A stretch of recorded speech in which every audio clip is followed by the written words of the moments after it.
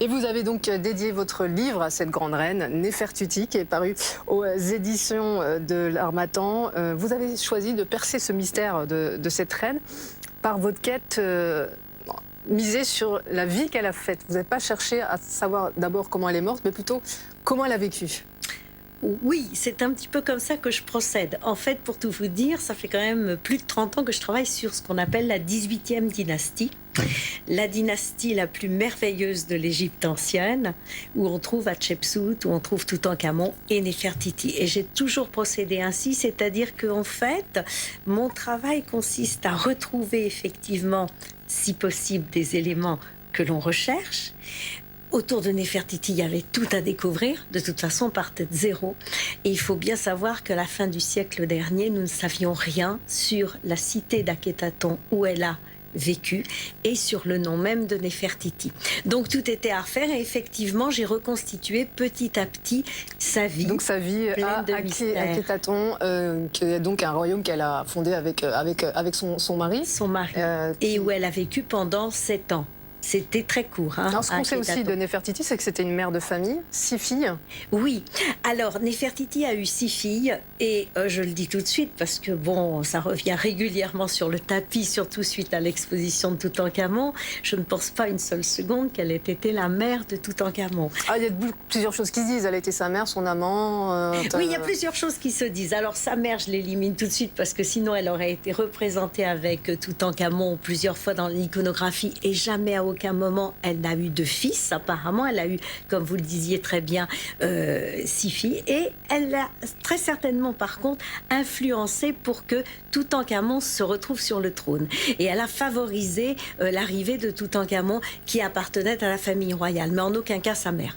Alors là, à la base, elle n'est pas égyptienne, Néfertiti. Elle l'est devenue. Alors, il y a 2 thèses. Soit il y a toujours 2 thèses, en fait, à chaque fois qu'on parle de Néfertiti. Oui, mais je prends position dans le livre. Vous reconnaîtrez que je prends position, et j'ai toujours pris position, et je la maintiens. Elle est égyptienne. Bon, elle aurait pu être asiatique, une princesse asiatique, épousée par le pharaon. J'exclus cette thèse. Et au regard des dernières découvertes, j'affirme effectivement que non seulement elle était égyptienne, mais elle appartenait à la famille royale. Alors, elle formait un couple assez atypique. Est-ce qu'on peut dire d'elle que c'est une pharaone?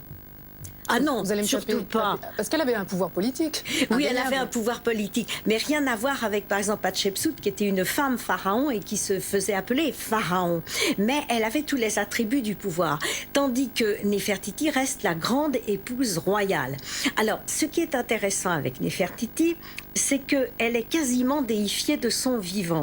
Pourquoi? Parce que son mari, donc Amenophis IV Akhénaton, décide d'en faire la parèdre, donc la femme du dieu Aton, le dieu soleil Aton. Mais le dieu soleil Aton, il n'était pas représenté comme un homme, il était représenté comme un disque solaire.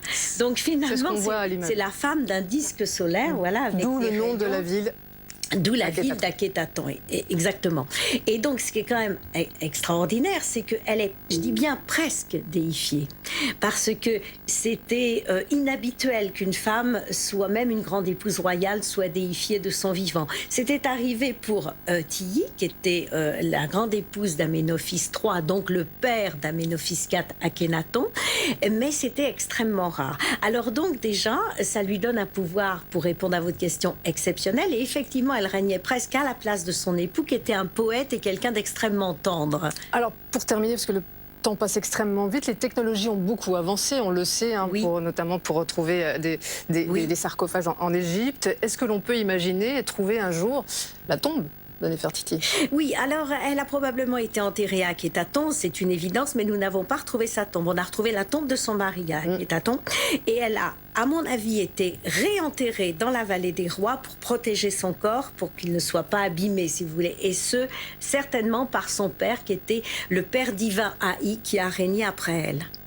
Ah, Néfertiti, hein, vous l'avez compris, c'est passionnant, on pourrait en parler pendant des heures. Merci beaucoup Violaine Vanoyek d'être passée sur le plateau du 23h. Si vous voulez bien sûr en savoir plus, on vous conseille ce livre aux éditions L'Harmattan. Merci beaucoup. Que feriez-vous avec 24 millions d'euros? On vous raconte l'incroyable histoire d'un